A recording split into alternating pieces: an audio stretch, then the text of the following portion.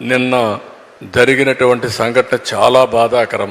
ఏదైతే పహల్గాంలో మీరు చూసినప్పుడు టెర్రరిస్టులు అటాక్ చేసి 25 మంది చంపేశారు. అంటే దీన్ని బట్టి చూస్తే దేశం సుస్థిరంగా ముందుకు పోతా ఉన్నప్పుడు అస్థిర పరిస్థితులు తీసుకురావాలని ప్రయత్నం చేస్తున్నారు. దీన్ని భారతదేశంలో ఉండే ప్రతి ఒక్క పౌరుడు కూడా దీన్ని తీవ్రంగా ఖండించాల్సిన అవసరం ఉంది, గర్హించాల్సిన అవసరం ఉంది.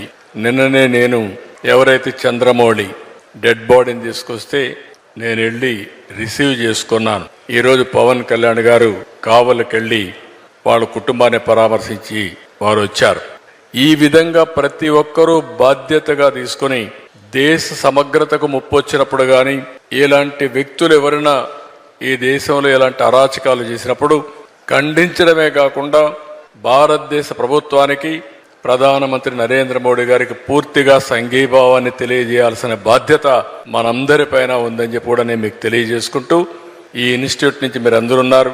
ఎక్కడికక్కడ ప్రజా చైతన్యం కూడా చాలా ముఖ్యం. ఈ రోజు ఇలాంటి శక్తులు కొంతమంది మనలో కూడా రావచ్చు, మామూలు వ్యక్తులుగా తిరగచ్చు, ఇలాంటి ఘోరాలు కూడా చేసే ప్రమాదం ఉంటుంది. కాబట్టి అప్రమత్తంగా ఉండాల్సిన అవసరం ఉందని చెప్పి తెలియజేసుకుంటూ, భారతదేశానికి ఆ శక్తి ఉంది. ఈ చిల్లర రాజకీయాలతో ఏమీ కాదు.